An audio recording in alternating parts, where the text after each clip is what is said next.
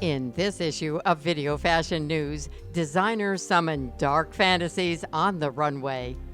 Master showman Marc Jacobs transports us to an eerie gothic world with a surprise celebrity guest. Well, when I saw Lady Gaga, I think everybody around was like, is it her, is it not her, is it her, is it not her? And then I sort of felt like they all looked a little bit like Victorian little monsters. Atelier Cilian looks to notorious underground societies. I like dark periods in history, so it's inspired by the Hellfire Club, so Francis Dashwood's Club of Misfits. MAXXIJ conjures a dystopian world in their evocative presentation video, while designer Renee Bishop looks closer to home. Goth gone glam, so like the goth girl, aka me back in the days, all grown up and more glam. Step into the Video Fashion archive for Alexander McQueen's celebrated and sinister Joan of Arc collection. Plus, designers delve into the dark for fashion inspiration from coffins to witches to vampires. I look to the film Vampire Bat. Fay Wray is the lead actress in that film, and I think what was so beautiful about her that she made it a very demonic idea. She made it so beautiful and elegant. All that and more coming up on Video Fashion News.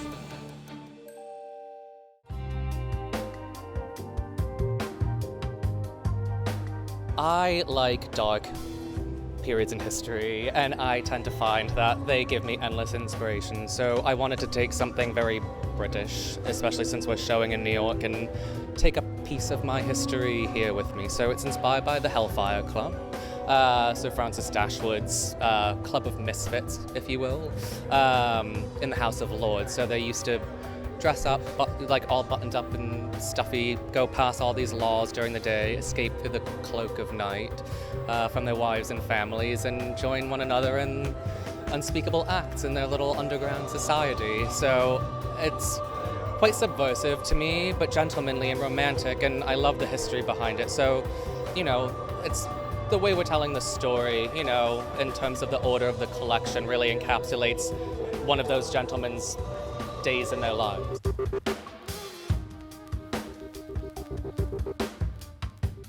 It's whatever they want to dress for, really. I don't dictate. I am a big believer in letting people adapt to the clothing and letting the clothing adapt to them however they choose to see it.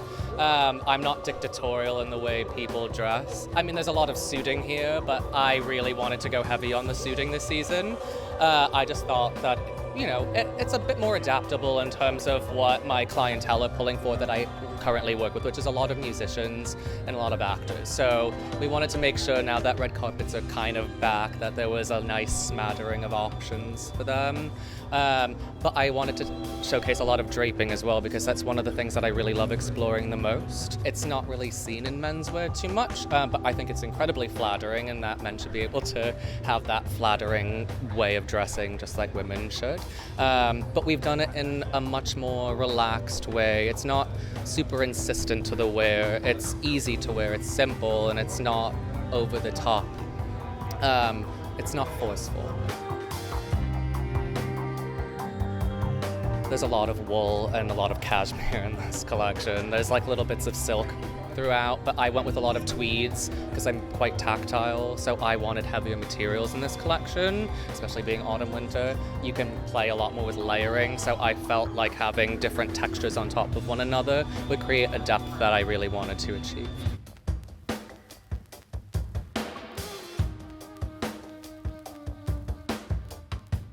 I would say it has a nice duality to it. There's a romance to it. There's equal parts masculine and feminine. It's really adaptive. It's romantic. I would say that those are pretty accurate depictions of, yeah, well, what's behind me right now.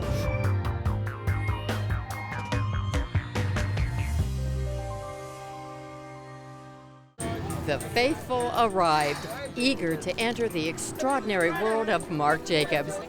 He set out to transport guests to his unparalleled universe with a romantically brooding aesthetic. Oh, I love my look. I love my makeup so much. It really suits my style. I love it. I think it's so different, and you know, it's really cool. It's kind of pushing the edge, and it's like a little bit of goth, and it's it's really dope. I really like it. It's incredible. He's like the showman. He's like, every season's a different idea and a different journey. The collection is like all about exaggerated shapes and these amazing things coming together. And so the set to him, it was more about an idea of clarity, an idea of purity, kind of in this environment, how the girls would look, with the bells ringing and this kind of white, pure environment, almost like a very calming effect.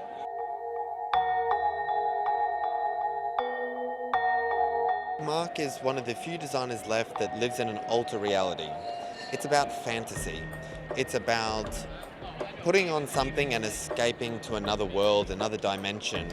And I think that is what he does so beautifully, is that he takes that alter reality and that fantasy world and he puts it on Earth. And, it's a lot of women also just want to feel like when they're wearing something that they're not themselves anymore. And that's something that money can't buy. He stands alone in terms of the pinnacle of the creative geniuses of his time.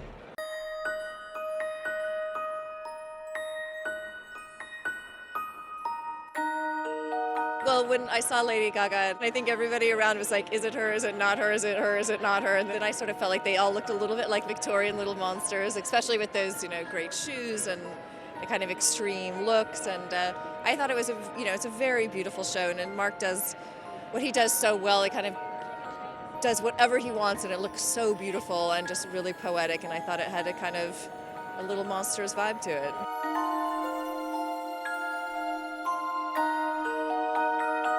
I really like my outfit. My outfit is gorgeous. Like the heels are amazing. I think it reminds me about Tim Burton movies, I'm wearing a feather jacket, and so, I don't know, a little bit gothic, but at the same time it's so gentle.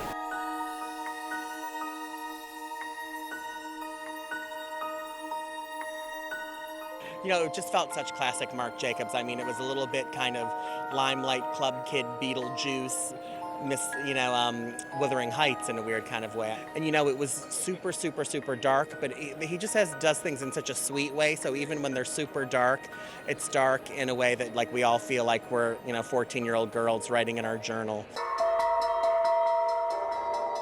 It was amazing. It was so gorgeous. He's probably one of the designers I buy, instead of borrowing, because I love his pieces, and they're classics and they last forever, and they're usually really cute. Quite a magical show. It was very impressive. It was like a piece of theater, and I think there were some surprises. It was very unique, a great way to close the New York Fashion Week.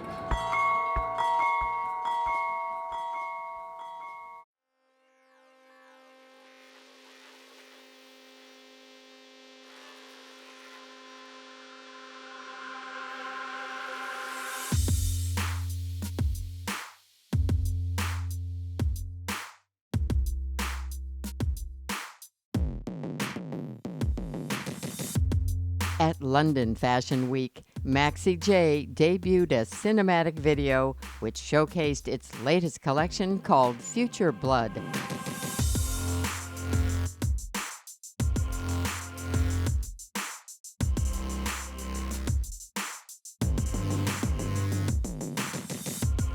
The South Korean designer imagined a brutal yet beautiful future generation in a video that conjured a dystopian world.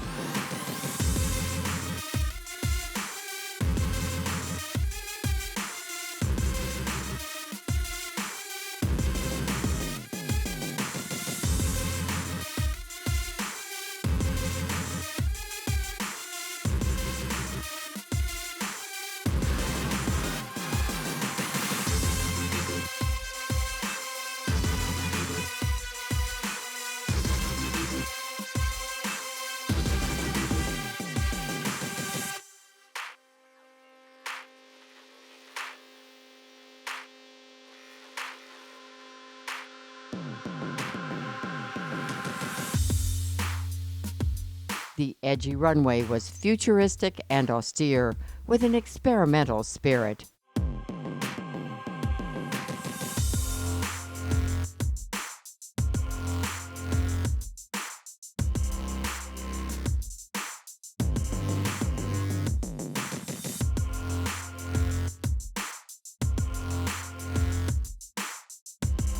pieces had exaggerated proportions and surprising cuts.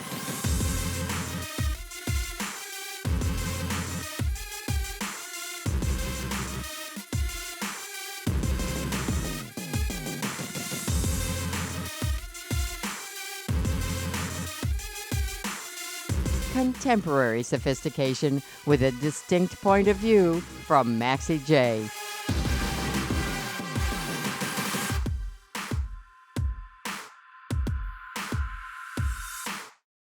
Thom Browne's eerie fall show started with 10 beautiful girls who died for fashion. I'll give you a few little hints about what it is, okay? Think coffins, and think like dinosaur bumps, and think vampire lips, and beautiful things. I wanted them to wake up, and I thought being in bed I thought was boring, so I thought I wanted to put them in coffins. And it wasn't any morbid idea, it was just an interesting visual when you walked in. His girls may have been comatose, but Browne's fall collection was anything but flat. Never one to play by the rules, Browne instead plays with proportion. It was taking seriously made clothing and making a fantasy of it, and taking people's body parts and exaggerating them, and then it almost just becoming one big fantasy for the girls that were reborn.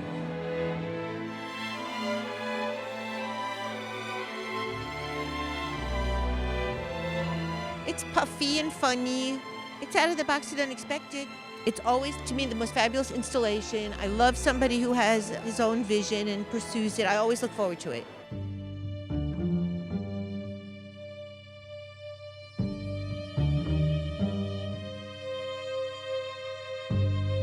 I wanted to bring a fantastic image, but people really seeing the importance in the tailoring, because that's what I do, and that's what I think people would be disappointed if they didn't see it.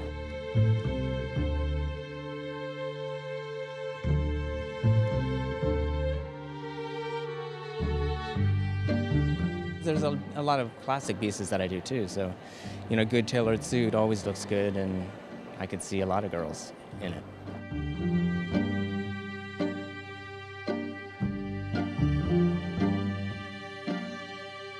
The exaggeration of the elbows and the breasts and the butt and the hips, and it all started morphing into almost looking like a dinosaur in my head. And that's why the dinosaur came at the end. While his eccentric fashion presentations and unconventional creations are often tongue-in-cheek, Browne takes his role as a designer very seriously. I think it's part of our responsibility is to make people think and to take classic things and do them differently and show them differently.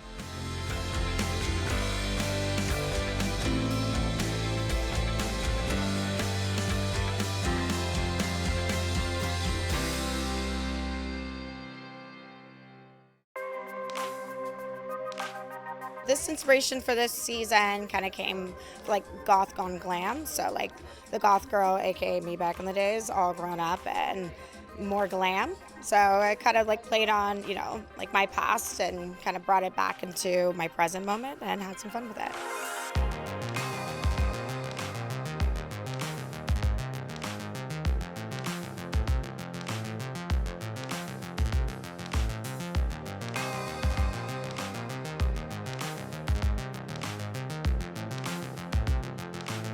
So we use a lot of like textures and some like lurex fabrics and sequins. I'm really into like sequins and glam and like bringing back like a little like fun 1920s glam. So I continued that from spring, summer and brought that back into the fall and having fun with more textures and more sequins and more party occasion wear fabrics.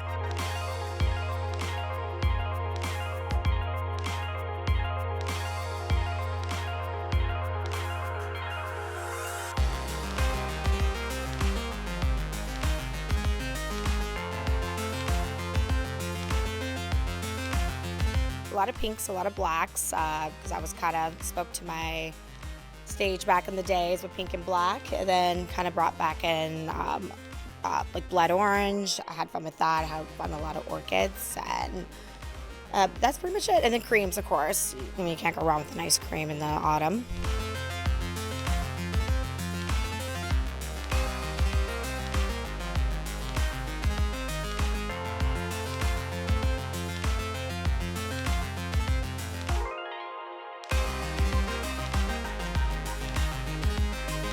She is glamorous, she is comfortable in her skin, she is set in her ways, and she loves to travel and have a good time.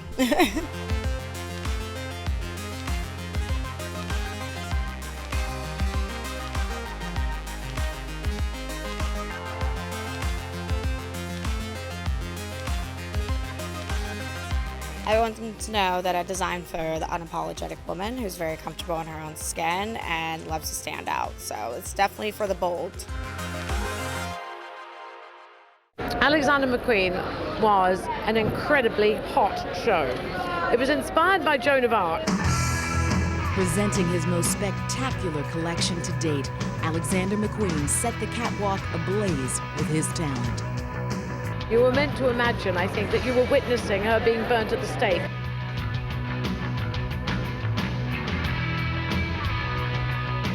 The show is my 30 minutes to do whatever I like to do, and that's how I choose to do it.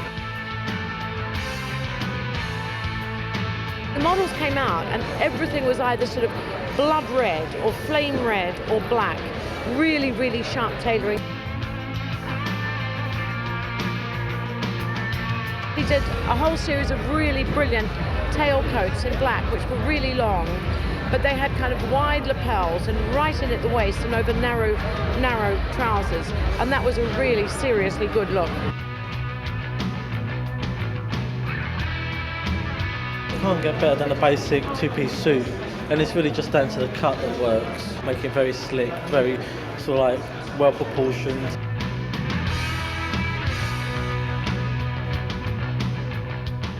It was really very, very dramatic, but also very wearable.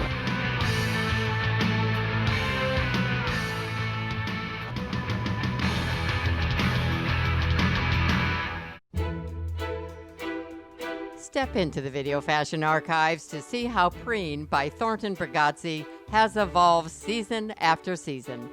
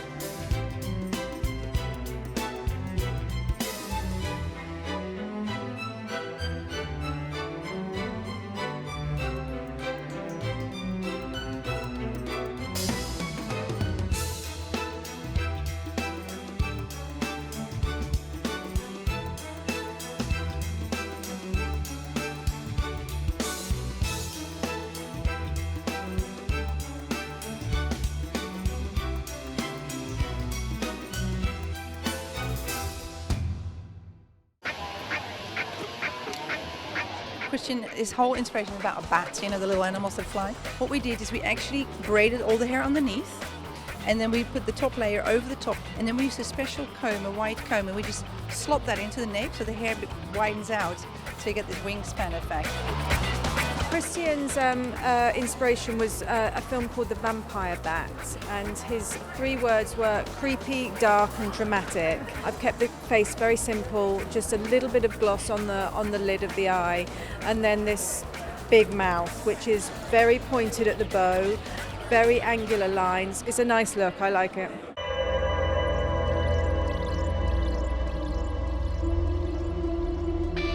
I think my inspiration is quite dark, but very cool. I'm kind of inspired by bats. Everything from the idea of flight and movement to the actual wing of a bat and the bones in a bat. I took the bones of the bat and I thought that they were so beautiful enough to do different types of piping techniques to kind of emulate that. And also, as I was kind of thinking about that, I wanted to have a little bit more of a cinematic way of thinking, so I looked to the film Vampire Bat. It's 1930s. Fay Wray is the lead actress in that film, and I think what was so beautiful about her that she made it a very demonic idea. She made it so beautiful and elegant, and that's kind of what I wanted to create today, I think. I really wanted to play with the idea of matte and shine, so that was very important. I really liked this winter white tone that we're using. It's kind of an ice silver, and that kind of really came from this idea of the silver screen of the film Vampire Bat, and even to our print. Our print was created based off static from the end of the film that I thought was just really beautiful and really elegant and quite cool, and it looks wearable and easy.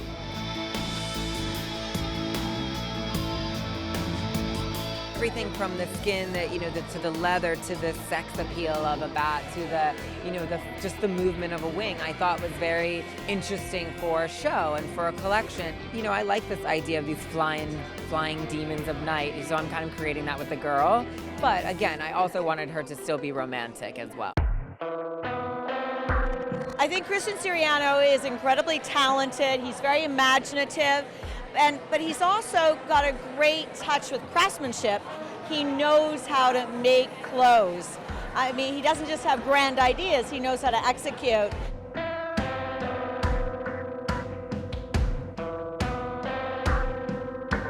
I just think he's the most amazing human being, number one, and I just think he's unbelievably talented.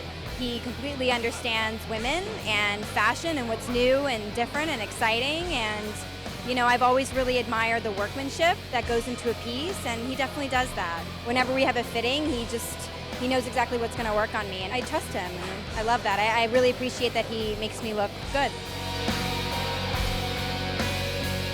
I think that's the most important thing, that I have to keep doing what I love, keep hoping that my customers will buy the clothes. Everyone has their taste, and I think my customer likes what we're doing, so I think we're going to kind of continue that, but of course evolve.